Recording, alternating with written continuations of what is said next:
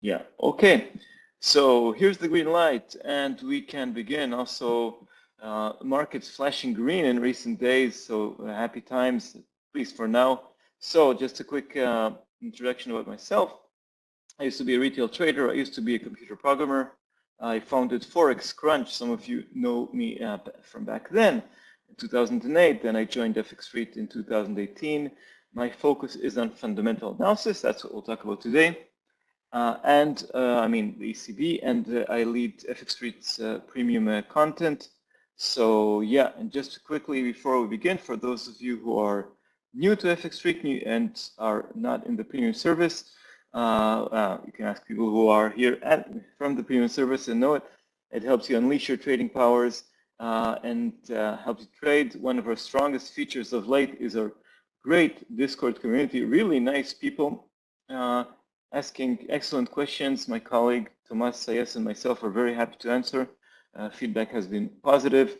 We accompany you in every stage. We also provide daily trading alerts on signals, analysis, strategies, economic data and events. You can leverage our economic and actionable content for your trades. Here are some of the testimonials. You can read a lot more. Many of them coming from the Discord community. Just what I need to know when I need to know it. Get excellent insights, and we provide inspiration according to these participants. We have also more details, more positive feedback. We have really lots of experience, 20 years of experience in the field to back it up. And yeah, so these are the main points. And you're welcome to join us. And just for today, we have 50% discount for yearly subscription. That means basically 6 months for free. And for those of you who want to take this commitment to take the commitment of Forex trading seriously, I think it's a great deal. I think in 1 year you can really kick it off and get experience and get accompanied and grow your own feet and become a trader without destroying your account if you just go it alone too fast. So yeah, so to get this discount, I'll share with you this link right here. And this, you can just click on it. Well, now we're after the webinar, and you'll see there the 50% discount. Again, 6 months for free. I think it's a great deal. I think it's an opportunity, and I think we have a good product. Well, of course, I'm biased, but for those of you who aren't familiar, let me try to convince you just with talking about ECB and what we expect. So yeah, we're going to talk about background. Inflation. Last minute positioning, which makes a lot of difference. We might see lots of buy the rumor, sold the fact. Then 3 factors to watch, just really what to watch in order to get your trades, euro dollar, to see if it's going to go up or down. And we cannot talk about Europe without talking about Russia before we jump into questions and answers. Okay, and feel free to interrupt me at any point with questions, and I'll try to provide the best answers possible along the way. So let's talk about inflation. So this is the chart of inflation. So if you find it hard to read it, I'll let you know it's 8.6% year over year. Sure, it's 9.1% in the US, but it's still unbearably expensive. If you live here in Europe, you know, from flight tickets, from gasoline, from you name it. And the ECB has a single needle in its compass: inflation, inflation, inflation. They want 2%, and it's 8.6% now. So it's a huge miss on their headline inflation figure, okay? And even core inflation, which is the focus of the US Federal Reserve. I'm doing many comparisons to the United States because we're also talking about euro dollar, and we have the Fed next week, okay? So even if core inflation is only 3.7%, it's lower than the US 5.9. Even that is almost double what the ECB wants, which is 2%. And yeah, prices are rising, and some are for good reasons. So this chart that is going down, that is not the inflation chart. That is the unemployment rate. So it's 6.8%. It's around the lowest in the Eurozone's history. Okay, the Eurozone only exists for 23 years. Nevertheless, it's still a good figure. And when people have more jobs, they ask for a salary rise, and that means wages are rising. Wages are rising. That means that inflation pressures are not limited only to energy and food prices, but to, well, they're basically everywhere, okay? So even though prices are rising, interest rates have been extremely low. This is the ECB's deposit rate at minus 0.50. So if I have here a small commercial bank here in Spain, and I have free cash, I didn't lend enough money for mortgages or whatever, and I want to just leave it with the European Central Bank, I just get punished. 0.5% of a negative rate. I have to pay the ECB to hold my money that was meant to stimulate the economy. Well, it looks quite stimulated, and and also extremely overheating, especially inflation.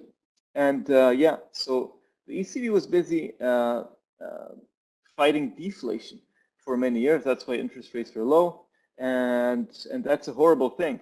When consumers expect prices to fall, it depresses the economy because then they delay purchases, and then a company delays hiring, so you get this negative spiral. That's just a reminder of what happened, what was the reality 1 year ago, and now we're at a totally different reality. Now we're finally the Germans, who are always afraid of inflation, 10 years of warnings or something like that. Now they're finally vindicated. Finally, inflation is rising. And another reason for that is not only low interest rates and stimulus and you name it, but also the ECB's bond buying scheme. Okay, so they had a special pandemic bond buying scheme called PEP, Pandemic Emergency Purchase Program, that ended in March. And now the longer term bond buying scheme, it ended in June. So that's just last month.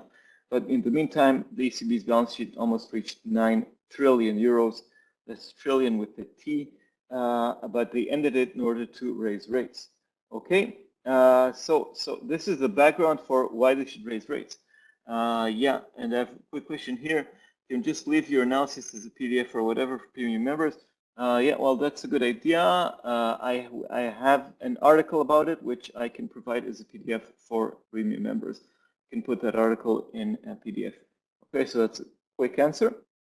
So yes, the answer is this, we'll do that. So that was the background. Now why the ECB wants to raise rates. The European Central Bank is going to do that, and let's talk about how markets are positioning. So we have whispers or leaks or rumors, or you name it, doesn't matter. It impacts markets and causes expectations to change. Lagarde said that a 25 basis point rate hike is on the cards. She repeated that. Lagarde is the president of the ECB.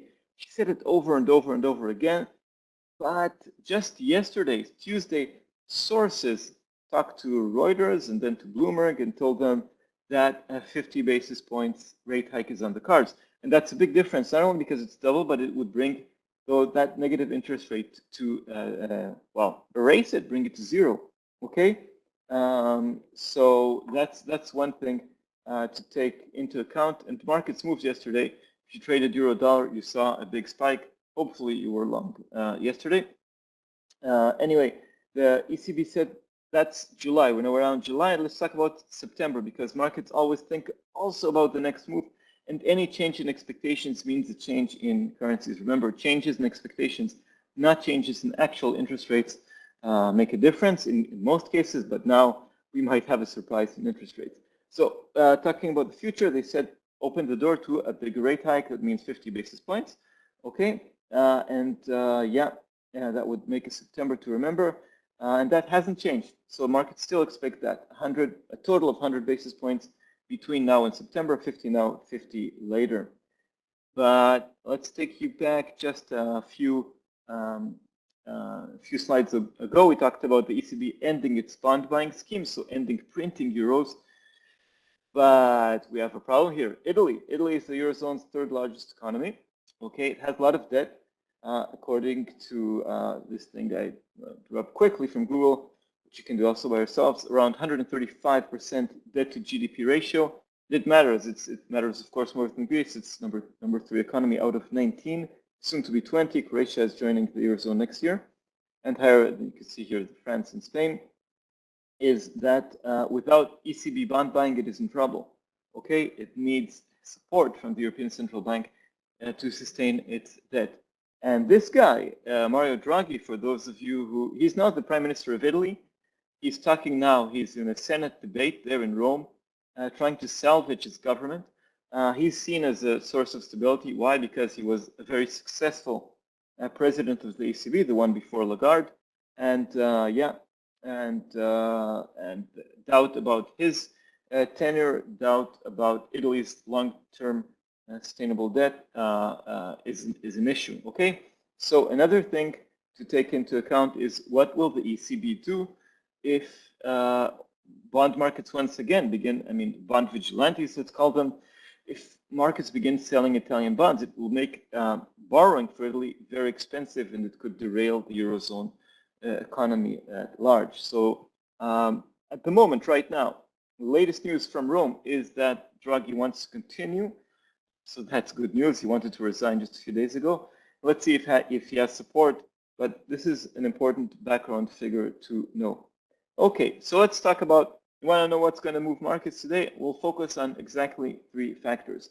Let's begin with the rate hike right now. So I say 50 basis points rate hike is mostly priced in, okay, and 25 basis points and is not exactly priced in. So if we get 25 basis points, 50 basis points, a double dose, it'll be positive for the euro. It'll put the Eurozone deposit rate at a non-negative spot, good, but it won't be a big surprise after yesterday's news, okay? So only a marginal upside for the euro.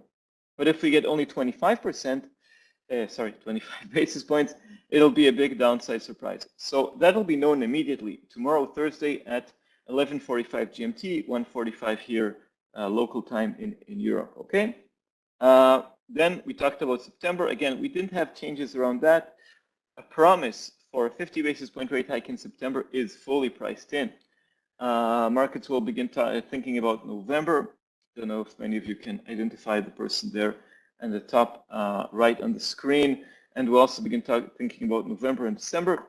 But focusing on September, we'll have, if we have an open door to higher levels, to a 75 basis point rate hike, that will be euro positive. I think it will have to come to that, which is not impossible. The Fed increased rates by 75 basis points in June, and Paul will probably repeat that trick next week. But that'll be euro positive. They open the door to 75 basis points or even higher. But if President Christine Lagarde, here in this picture, if she doesn't provide any commitment, that'll already be euro negative. Okay, so we have what's happening now, what's happening in September, and the third thing to watch out for is this anti-fragmentation tool. So we talked about Italy. The ECB promised to do something to prevent fragmentation. We say fragmentation, it sounds like a scary word, especially for those of you focusing on technical analysis. What's this weird word related to fundamental analysis? Well, okay, basically, this is a chart of Italian bonds. They're called BTPs against German bonds, which are German debt is the benchmark, and that has been rising. Okay, that means fragmentation. That means that you have to pay, that Italy has to pay much more in markets, much more to get to raise debt than beforehand, and that means markets are beginning to price in a chance of some kind of collapse in the euro, or a lower chance that Italy can pay its debt. So the ECB wants to prevent that. Flat borrowing costs across the continent, or as close as it can be. It promised in the past to present an anti-fragmentation tool, or let's call it Operation Save Italy, but it didn't say when it will present it. Markets like certainty. Presenting a plan right now will soothe markets. It'll be good news for markets, good news for Italy, good news for the euro. Okay, even if it means, if it means just selling German debt and buying Italian one, great. It doesn't mean more euro printing, but I think that even if the ECB goes far and says, okay, we'll print new euros, buy Italian debt, and still raise rates, I don't think they'll do these things in parallel, but even if they do so, I think it will be good, because it will mean less chances, governments functioning better, especially in Italy. Okay, and on the contrary, if they say it's still work in progress, we don't have an agreement, the hawks in Germany, Netherlands, Finland are not that supportive of that, I think it would weigh on the euro, and because yeah, markets hate uncertainty. That's the worst thing. Okay, so these are three factors to watch. So for the euro to rise, I think we would need a 50 basis point rate hike now. Another positive thing would be 75 basis points open door to 75 basis point hike in September, and presenting a tool. If they don't do any of these, sorry, I think it could go wrong for the euro. Okay, now let's talk about Russia. Yeah, war is still going on, and I didn't mention it until now. Many people are dying, and that's of course bad news. Food is stuck in both countries. Russia is untouchable, Ukraine is unreachable, and oil prices are rising.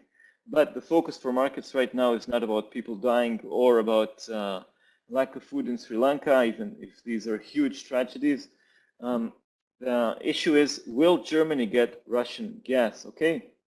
So at the time of this presentation, we know that Russia intends to end its maintenance period in the Nord Stream 1 pipeline, shut it down for planned maintenance, no surprises.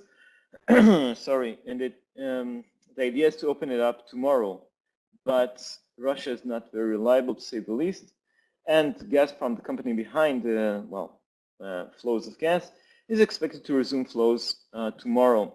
It'll probably happen, but it might be at a reduced rate. That would be politically smart from Vladimir Putin, Russia's president, wants to keep Russia on, to keep Germany and other countries on the edge. It would still mean blackmail, still mean keeping things here, under pressure. Okay, but if Russia doesn't resume gas flows, if the pipes remain closed or empty, that's of course bad news.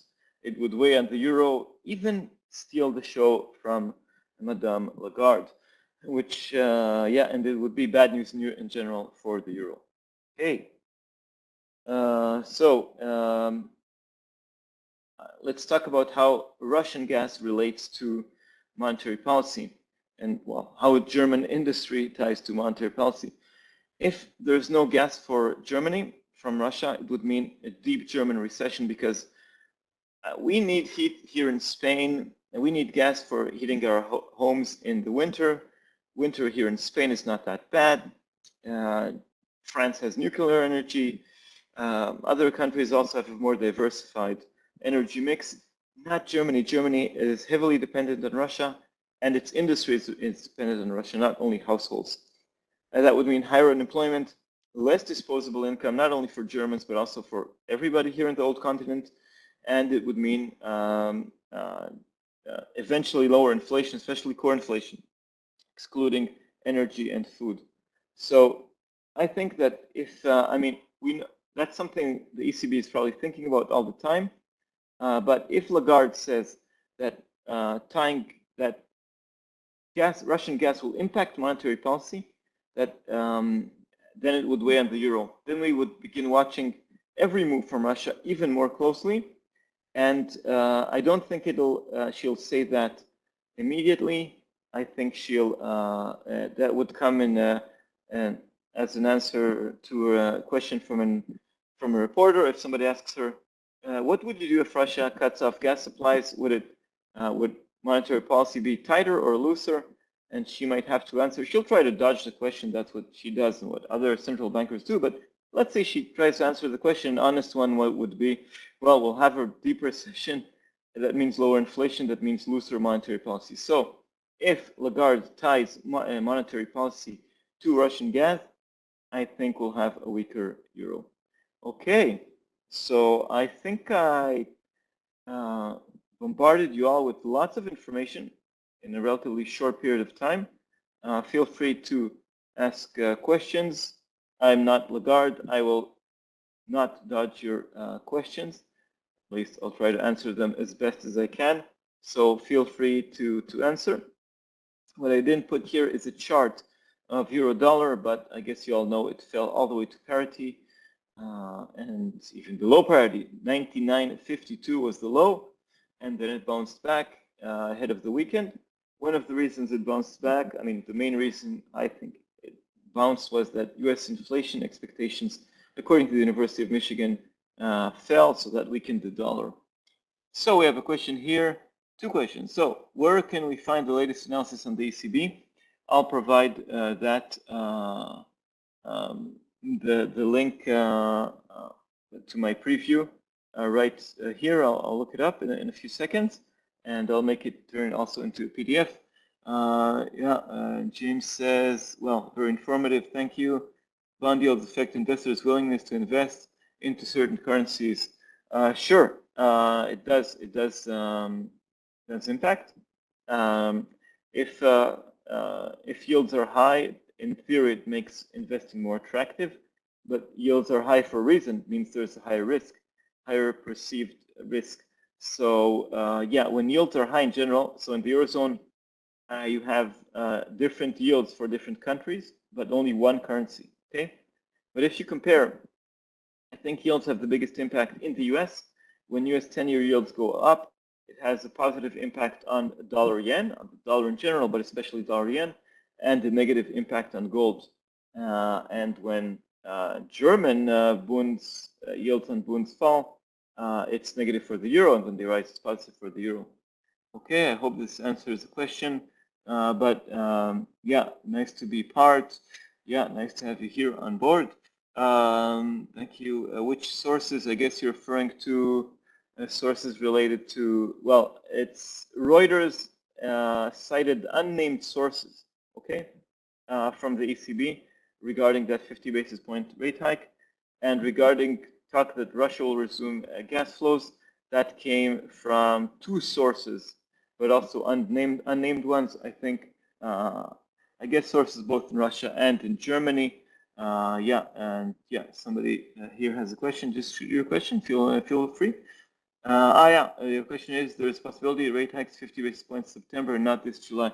Sure, they might raise 25 basis points now, just because they said they would do so. Sort of sticking to what they said to maintain their credibility. Is it really smart? I don't know. I think the smartest thing would be to control inflation and fulfill their mandate. And if they think 50 basis points is better, they should do it. Yeah, the one in the Federal Reserve, one member, Esther George, which is usually a hawk, she voted to raise rates by only 50 basis points just to do what they said, not because she thought that would be the right thing to do. So credibility is a big thing. Yeah, so that answers the question. Yeah, nice part. Yeah, question: how the euro acts against the Canadian dollar? Well, Canadian dollar depends mostly on oil. The Canadian dollar depends on CPI. So I think the euro will move the same way against the US dollar as against Canadian dollar. I don't see specific movements that it would be different against the Canadian dollar. It depends. The Canadian dollar would react more to changes in Russian gas, and again, Canadian inflation coming out in just 1 hour would be more interesting. Sorry.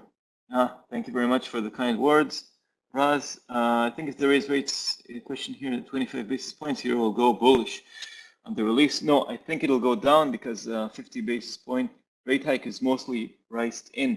So if the rate hike is only 25 basis points, sorry, as they promised, I think the immediate reaction, at least the immediate reaction, would be negative.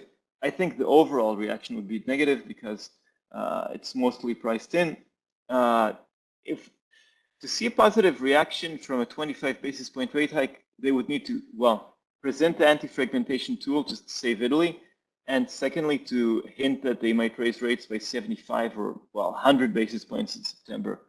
But look, 25 basis point, or the rate hike is the first thing they'll announce. It comes out at 11:45 GMT tomorrow, Thursday. And then only 45 minutes later, President Christine Lagarde talks. So I see it sort of, if they only raise rates by 25 basis points, it could be sort of deal a big blow to the euro, and maybe it'll recover later, but not it'll take it a long time to recover. If it's a 50 basis point rate hike, I think it's positive, but then at the beginning, but then it can go either way, totally open according to hints for September, anti-fragmentation tool. I'll talk about the general state of the economy. It can be positive, unemployment is low, but it can be negative. We have the threat against the German industry by Russia.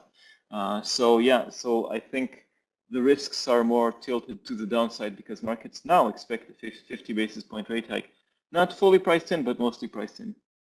A 50 basis point would change the direction of euro dollar. Well, euro dollar is now enjoying a big bounce. It's over 200 pips above the highs. So let's call it trending higher. So 50 basis point rate hike would extend this trend, in my opinion. But again, if Lagarde does not commit to a big rate hike in September, does not present an anti-fragmentation tool, I think euro dollar could begin drifting lower, and also uncertainty about the Fed's next moves could also have an impact there. So anything can happen. I think, again, with the 50 basis point rate hike, we'll get an immediate positive reaction, but then it depends on on all the other factors. If we get 25 basis point, I think it'll be negative reaction and hard for the euro to recover afterwards. Questions and answers. I'll just reiterate my pitch. I think we have a great offer now in the premium section. So a 50% discount for an annual subscription. I think it's a great deal. You can just click this link here just for today. So this special offer is just for today. It expires. I think if you're committed to trading, I think if you invest money in Forex trading and you want to become a good trader, then you need to invest in education. And and this is a good thing to invest in. Euro dollar analysis article on the website. Let me share this article right now with you guys. I'll put it on the website. Feel free to. We have a few more minutes. You can ask more questions, of course.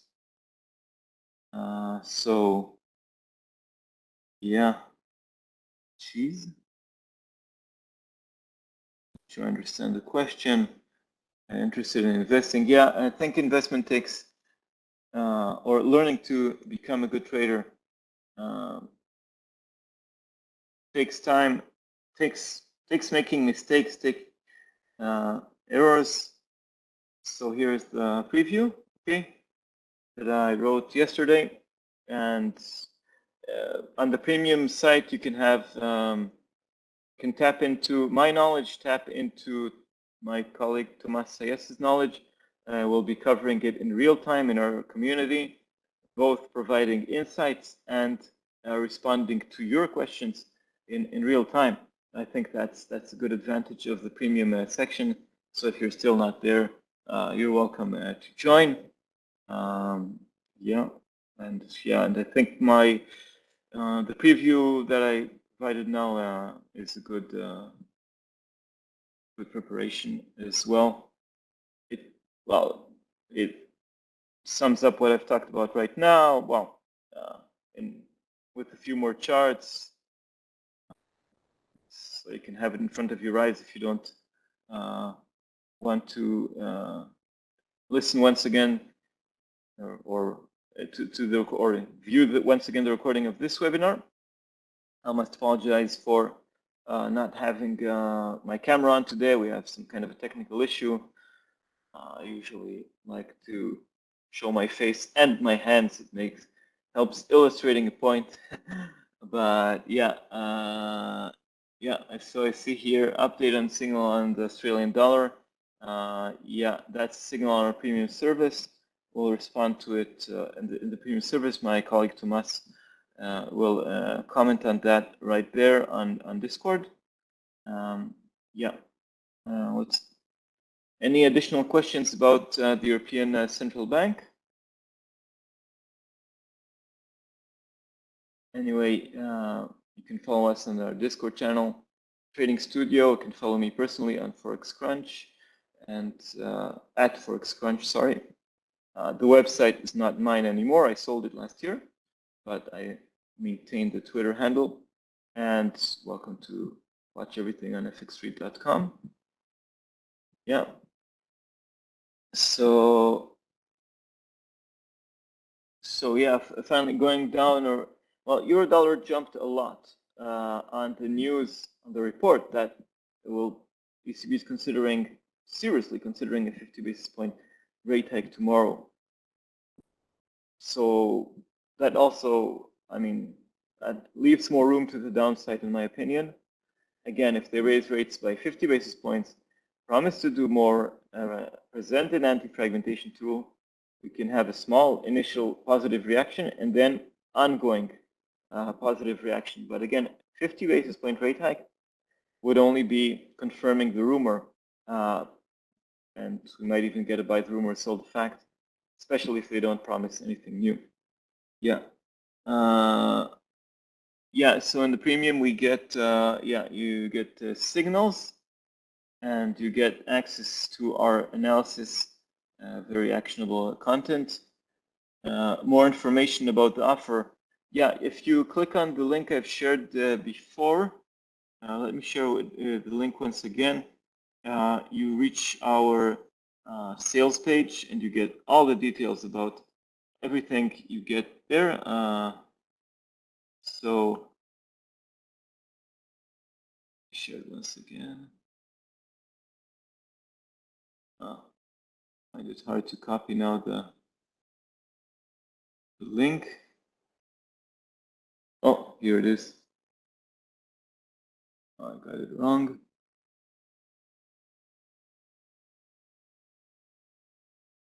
Here it is. Just a second, I'll copy it for you.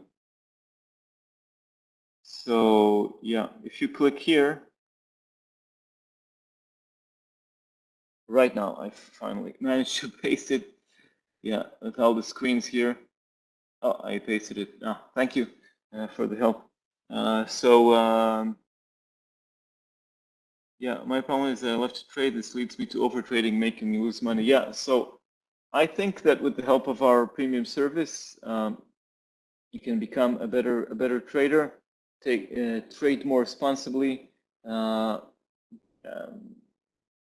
tap into our 20 years of experience and get a company to be able to ask questions about your trade, get tips about trading more responsibly. You can leverage our actionable content.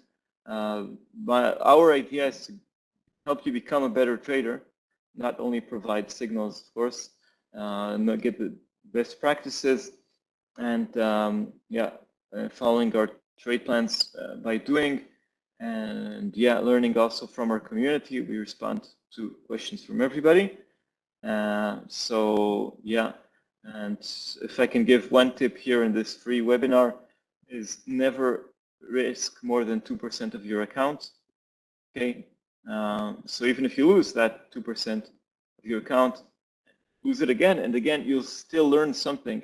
But if you risk a higher proportion of your account, then yeah, well, you might burn your account very quickly. Another tip, which I'm sure you've heard before and it appears on all websites, but I must reiterate again because we recently had a question from somebody who lost a lot of money and didn't put stop loss points, just didn't put anything, is always use a stop loss. Yeah, so if the trade goes against you, you won't lose too much. Yeah, another question here, since Eurodollar is not a safe haven, yeah, Euro isn't a safe haven, can we say if data comes out as positive, could it upside or downside compared to US dollar? Well, no, I would say in general, positive Eurozone data is good for the Euro, and that's it. We need here in Europe a strong economy that's good for the Euro. High inflation means higher interest rates, even though, yeah, it's eating into our money, especially higher core inflation. If it's higher, that's good for the Euro. Higher energy costs are not that great. In general, positive Eurozone figures are good for the Euro. Germany, data from Germany is more important than data from Spain. or from I don't know, Slovenia, with all due respect, because it's the largest economy, of course. Yeah, and with the U.S., it can be different. Sometimes good news from the U.S. is bad news because it means bad news for stocks, at least. But in general, if you want to eliminate the safe haven noise in the US dollar, I recommend trading dollar-yen with US events, because both the US dollar and Japanese yen are safe haven currencies. Yeah, these students need quality education in Forex because they've lost a lot of money. Yeah, I think that's something we can provide in our premium service. We provide tips for traders, we answer questions, and we share educational, not only tips, but also articles. Yeah, so that would be my suggestion for now. I guess it's not a totally surprising thing to say for me. Yeah, off-topic question about, sure, off-topic questions are also great. Question about pound yen. So yeah, as long as the positive mood in markets continues, the pound has reasons to rise, higher than expected inflation figures in the UK. But more importantly, yesterday we had a speech from Andrew Bailey, the governor of the Bank of England. He said that a 50 basis point rate hike is on the cards for the Bank of England's upcoming meeting, which is in early August, right? So I think there's room to rise for pound yen. Assuming, again, we don't have a souring of the market mood, we don't have a sell-off. Sell-off might come tomorrow if Russia keeps the gas off for Europe. I think it'll be negative for all markets. And if the ECB paints a gloomy picture, but at the moment, I think there's room to rise for pound yen. Yeah, falling off a cliff today. Yeah, we needed to have, I wouldn't call it falling off a cliff, but it went south, much needed correction. I think it's still only a correction, but not a change of course for now. That's my opinion. So yeah, that's my thought on pound yen. Yeah, you're most welcome. Again, I'll remind you all of our special offer if you're still not a premium member. Really deep discount, but time limited. So hope you take advantage of it if you're still not registered. And yeah, and if you guys have more questions, I'll give you another chance to ask. I hope to provide the best answers. Remember, well, maybe a few more tips towards tomorrow's ECB. Just the timetable, 11:45, rate decision, then 12:30 GMT. The press conference by Lagarde. The first 20 minutes are the most important ones, where she presents the reasons for the moves and where the most important questions for importers come out. And such a question would be, what do you intend to do next time in September? And what about that anti-fragmentation tool? Then in the second half of the press conference, we usually see some consolidations, some rethinking. The press conference itself usually doesn't consist of new stuff. So I would say the first 20, even 30 minutes are important, but not afterwards. So yeah, any link for quality education. The easiest thing for me to do, I mean, immediately as a link would be to share the link to FX Rates Education. I think quality stuff right there. Yeah. Yeah, more, well, we had other questions here. See, Nord Stream 2 has been restarted. Okay, I didn't, that just happened while I was speaking here. As far as I know, all the reports which seemed quite credible were of a restart, but in low quantities, which means Putin is keeping Germany afloat, but keeping the threat afloat. I think that politically it would be better for Germany, for Europe, to totally cut itself off Russian gas, to say we're not playing that game, we will not be blackmailed, we will find other ways that would create a bigger crisis, which would mean bigger investment in alternative energy, either green energy or either nuclear or even coal, just to say we're not playing this game anymore. But of course, it would raise gas prices in the immediate term causing lots of troubles for urban industry. So yeah. Another question here. Bitcoin is still valid for upwards movement. Yeah, it's trending higher. So setting, just entered a consolidation phase over there, around 23,000, sort of holding up above the previous resistance line that was broken. I mean, holding up there is a bullish sign. That's technically, again, the market mood is positive. Everything is going up. Bitcoin is not a hedge against inflation. When inflation, we learned last week that US inflation jumped more than expected, but Bitcoin dropped sharply, so that's something to remember. Okay, but in general, I would say that technically, at least, the uptrend has room to continue, at least for now. Okay, well, you said it's the last question, but we still have just one more last question to go. And once again, if you're not a premium member, I'll do my last pitch for today. I'll answer the question before I share the link once again and become too annoying. Pound dollar a bull, I think so, because of the Bank of England and because the market mood is currently calm. We're seeing a correction there, but the pound does have reasons to rise, contrary to what I would have said, what I said a week ago, as new information came to light, including GDP growth was stronger than expected in May, inflation is higher than expected, jobs report looks solid, and most importantly, the data is important, but what central bankers say about the data is more important, and we had that Chatham House speech by Andrew Bailey last night talking positively about a 50 basis point rate hike in August. It's the first week of August, it's just in 2 weeks' time. Okay, so I wish everybody safe trading tomorrow in the ECB. If you're a premium member or if you want to become one, and I encourage you to do so. Well, what do you expect me to say? I'm biased, so use this link, get a 50% discount.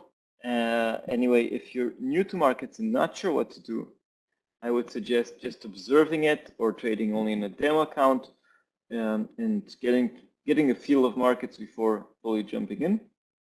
Okay, but yeah, that's it again for today. We're running out of time. Thank you very much, everybody, for coming. I hope you learned something new and about Eurodollar, about the ECB, about my way of thinking, about analyzing markets. You can get in the premium section again more of my insights and ones from my colleague Tomas Sayes, which is an expert on technical analysis, and both, I think, provide valuable insights. And yeah, hope to see you all tomorrow in our coverage of the premium section. Well, exactly at this time tomorrow we'll have, yeah, already premium. Well, happy to hear that. Welcome to bombard me with questions on our Discord community. Anyway, just 24 hours from now, we'll have the ECB decision. Exciting times in markets. Yeah. Oh, thank you very much. First time in this webinar and you enjoyed it. I'm glad to hear that.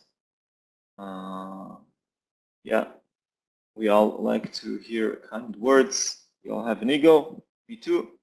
And I'm happy to hear this. So yeah, I guess that's it for today. Again, thank you very much. Again, sorry for not being able to show my face and my hands on camera, but hope my voice and the slides were enough to keep you entertained and, more importantly, to learn something new. So thank you very much once again, and that's it. See you soon. Thank you, and bye-bye.